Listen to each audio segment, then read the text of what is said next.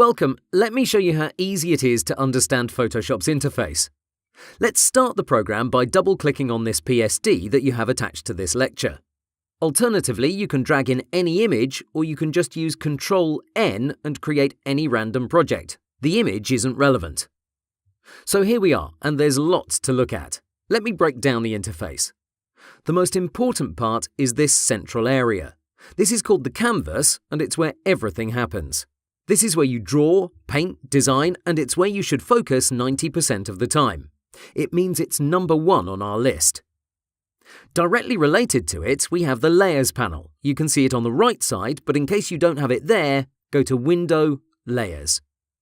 Everything you place on the canvas will show up here. For example, I'll add a circle to my project.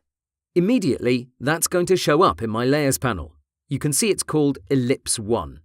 These are connected, and you can't use one without the other. If you think of driving, you can consider the canvas like your windscreen.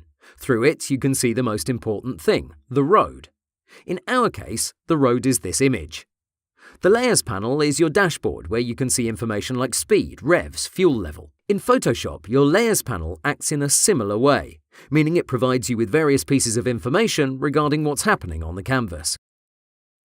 In order of their importance, you should always look at what's in front of you on the canvas. But you should also glance at your Layers panel from time to time to get valuable insight. So number one is the canvas, closely behind it stands the Layers panel. On the left side, you have your toolbox. This area of Photoshop should be accessed 90% of the time by using your hotkeys. As we progress, you'll start learning them in no time. In essence, it's more efficient to hit B to enable your brush tool, rather than moving your mouse cursor all the way to the left. That's because your work area is here, on the canvas, and thus this is where your mouse cursor should be at all times.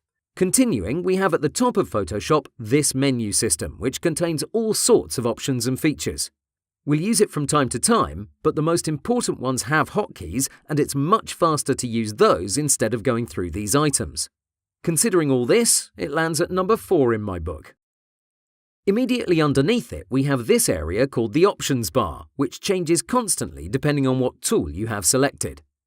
Right now, I have the Move tool active, and I know that because I can see its icon is pressed. If I click on Other tools, notice how this area changes.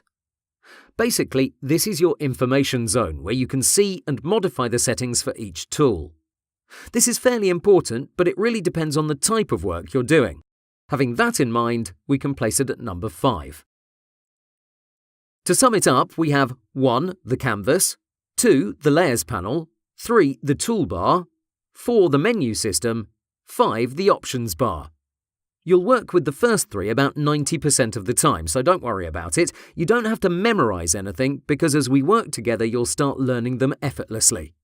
Okay, that wraps it up. I'll see you in the next lecture.